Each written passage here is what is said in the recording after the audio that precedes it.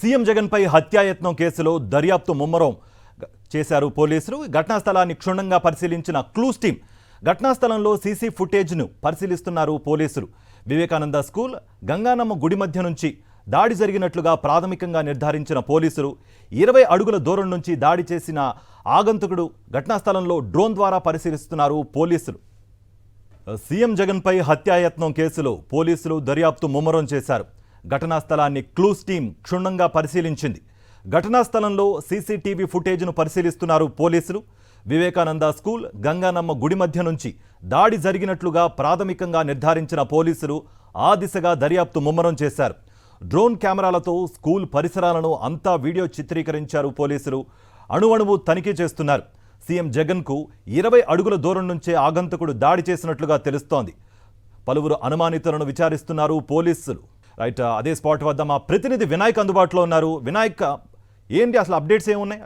కార్తిక్, ఇప్పటికే ముఖ్యమంత్రి వైఎస్ జగన్మోహన్ మీద జరిగిన హత్యాయత్నం మీద పోలీసులు దర్యాప్తు ముమ్మరం చేయడం జరిగింది. మనం చూస్తే ఎక్కడైతే ఈ ఇన్సిడెంట్ జరిగిందో మనం అదే ప్రాంతంలో ఆ స్కూల్ పై భాగంలో టాప్ పైకి ఎక్కి మనం విజువల్స్ చూపించే ప్రయత్నం చేస్తున్నాం. ఎక్కడైతే ముఖ్యమంత్రి మనం కరెక్ట్గా చూసుకోవచ్చు, ఇదే ప్రాంతంలో అక్కడే ముఖ్యమంత్రి వైఎస్ జగన్మోహన్ మీద హత్య ప్రయత్నం జరిగింది. ఇక్కడ మనం చూస్తే కనుక ముఖ్యమంత్రి వైఎస్ జగన్మోహన్ రెడ్డి నిన్న రాత్రి రోడ్ షోలో భాగంగా ఇదే సింగ్నగర్ ఫ్లైఓవర్ మీదుగా ఈ ప్రాంతంలో, అంటే ఇక్కడ ఇది మనం చూస్తే కనుక గంగానమ్మ గుడి వీధి అంటారు, ఈ గంగానమ్మ గుడి వీధిలోకి ఎంటర్ అయ్యి ఈ మార్గం ద్వారానే ఆయన రావడం జరిగింది. అక్కడ స్పీడ్ బ్రేకర్ రావడంతో స్పీడ్ బ్రేకర్ వచ్చిన తర్వాత ఆ స్పీడ్ బ్రేకర్ ప్రాంతంలో ఆయన వెహికల్ స్లో చేయడం జరిగింది. ఆ తర్వాత ఇక్కడ కొన్ని ట్రాన్స్ఫార్మర్లు ఉండడంతో ఇక్కడ స్థానికంగా విద్యుత్ అనేది ఇక్కడ దీనికి సంబంధించి ట్రాన్స్ఫార్మర్లు ఉండడం, జనం రద్దీగా ఎక్కువ ఉండడంతో నిలుపుదల చేశారా లేదంటే కనుక కరెంట్ ఆగిపోయిందా అన్నది దానికి సంబంధించి ఇంకా పోలీసులు ఒక దర్యాప్తు కొనసాగిస్తున్నారు. ఆ తర్వాత అక్కడి నుంచి ఆయన ముందుకి 2 అడుగులు,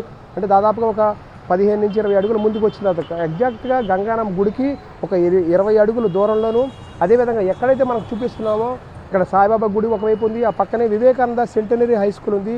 మనం ఏదైతే చూపిస్తున్నామో ఇప్పుడు వివేకానంద సెంటనరీ హై స్కూల్ పై భాగంలో ఉన్నాం. ఇక్కడ అక్కడి నుంచి మనం చూస్తే కనుక ఇక్కడ గోడ ఉంది, ఏదైతే గోడ ఉందో ఇక్కడ ఈ గోడ దగ్గర నుంచి ఆయన మీదకు దాడి చేసే ప్రయత్నం జరిగింది అనేది ఒక అంచనాగా పోలీసులు భావిస్తున్నారు. 2-3 కోణాల్లో పోలీసులు అయితే దర్యాప్తు చేస్తున్న పరిస్థితి ఉంది. ఒకటి, ఈ సెంటనరీ హై స్కూల్ ఏదైతే ఉందో ఇక్కడ రాత్రి 8 గంటల ప్రాంతం, అంటే 8-10 నిమిషాలకి ఆయన మీద దాడి జరిగినట్లుగా పోలీసులు నిర్ధారణకు రావడం జరిగింది. అందులో భాగంగా మనం చూస్తే కనుక 2 కిటికీ తలుపులు, మొదటి అంతస్తులు కానీ 2వ అంతస్తులు కానీ కొన్ని కిటికీ తలుపులు తెరిచి ఉన్నాయని అంటున్నారు. కానీ అందులోంచి క్యాటర్ పిల్లర్ ద్వారా మాత్రమే ఆయన మీద దాడి చేసే అవకాశం ఉంటుందనేది ఇక్కడ చాలా స్పష్టంగా తెలుస్తుంది. ఇక మరోవైపు మనం చూస్తే కనుక గోడ ఎత్తు మనం చూస్తే కనుక చాలా చిన్న ఎత్తులోనే ఉంది, అంటే 3 అడుగుల నుంచి 4 అడుగుల ఎత్తులో ఉన్న ఈ గోడ నుంచి మనం నేరుగా ముఖ్యమంత్రిని చూసే అవకాశం ఉంటుంది. ఇక్కడ నుంచి నేరుగా మనం చూస్తే కనుక కేవలం అక్కడ మనం చూపించే ప్రయత్నం చేద్దాం.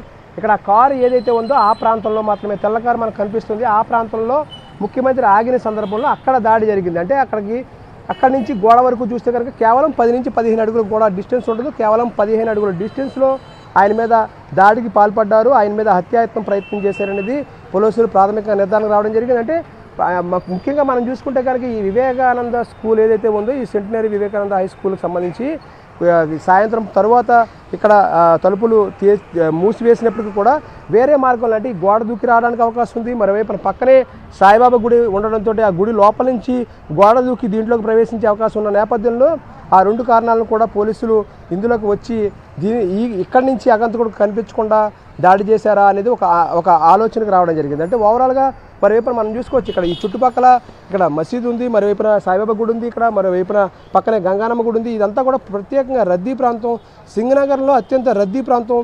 చుట్టుపక్కల వీధులు చాలా ఉన్నాయి. ఈ వీధులు అన్నింటిలోనూ కూడా పోలీసులు ఇప్పటికే ప్రాథమికంగా దర్యాప్తు చేయడం జరిగింది. ఎక్కడ సీసీ కెమెరాలు పనిచేస్తున్నాయి, సీసీ కెమెరాలు పనిచేసే చోట నుంచి ఏదైతే ఫుటేజ్ ఉందో ఆ ఫుటేజ్ని సేకరించే ప్రయత్నం చేశారు. మరోవైపున మనం చూస్తే కనుక ఏదైతే అగంతకుడు, గుర్తు తెలియని అగంతకుడు ఈ గోడ దగ్గర నుంచి దాడి చేశారు అనేది ఒక ప్రాథమికంగా అంచనాకు వస్తున్నారు.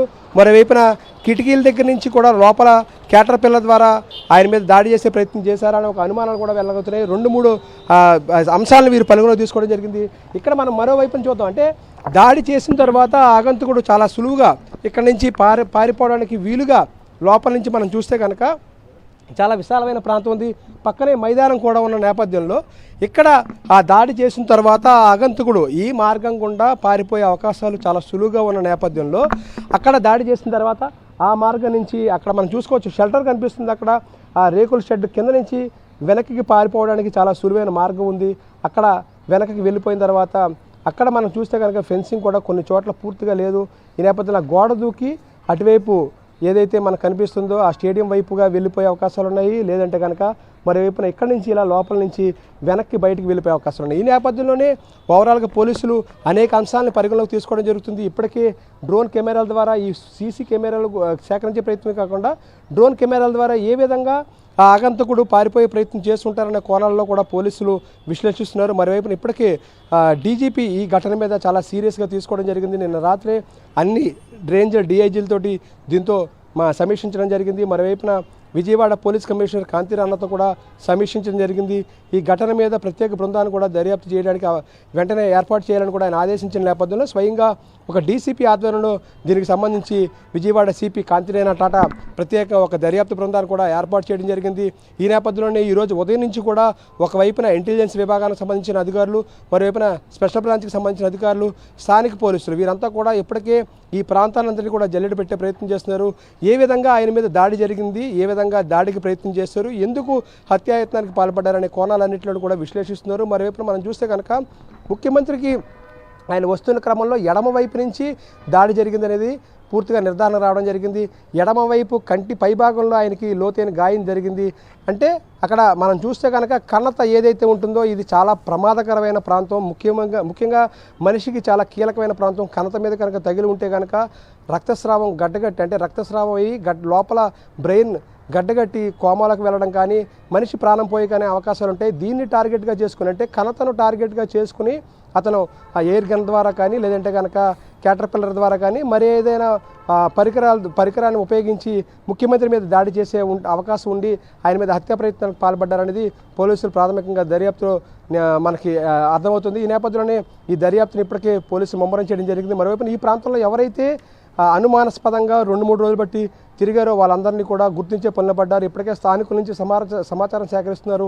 ఈ ప్రాంతానికి సంబంధించిన వాళ్ళు కాకుండా బయట నుంచి ఎవరైనా 2-3 రోజులుగా అనుమానాస్పదంగా కనిపిస్తే కనుక వారి సమాచారాన్ని కూడా సేకరించే ప్రయత్నం చేస్తున్నారు. ఓవరాల్గా ఈ రోజు కానీ రేపటికి కానీ ఒక కొలుక్కొచ్చే అవకాశాలు ఉన్నాయి. అయితే ఇది చాలా క్లిష్టమైన అంశం. ఎందుకంటే ఒక భద్రతా పరంగా ముఖ్యమంత్రికి అత్యున్నత భద్రత ఉంటున్నప్పటికీ కూడా ప్రజల మధ్యలోకి వచ్చిన సందర్భంలో ఉద్దేశపూర్వకంగా అంటే నిన్న మనం చూస్తే కనుక సాయంత్రం 5 గంటల నుంచి కూడా విజయవాడ పట్టణంలో విజయవాడ నగరంలో జనం తండోపతండాలుగా బయటికి రావడం జరిగింది.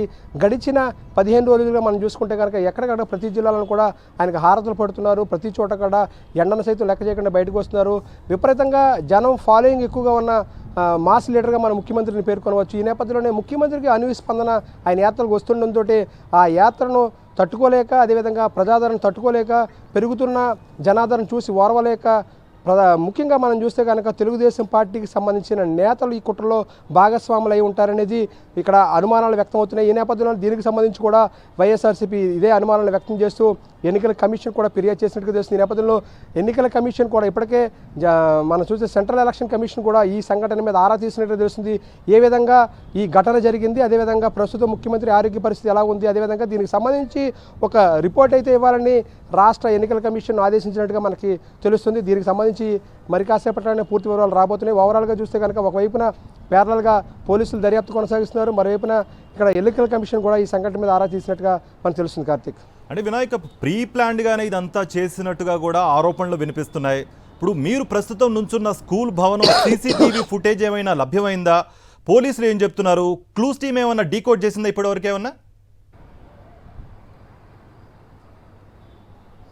దీనికి సంబంధించి ఇప్పుడైతే ప్రాథమిక దర్యాప్తు అయితే పూర్తయిందని చెప్పుకోవచ్చు. ఎందుకంటే లోతైన దర్యాప్తు దీంట్లో చేయాల్సి ఉంది. ఎందుకంటే ముఖ్యమంత్రి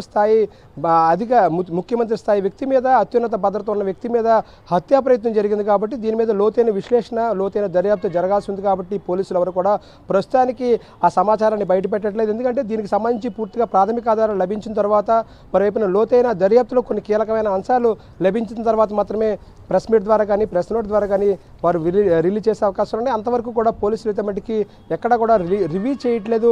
ఓకే, రైట్ వినాయక్.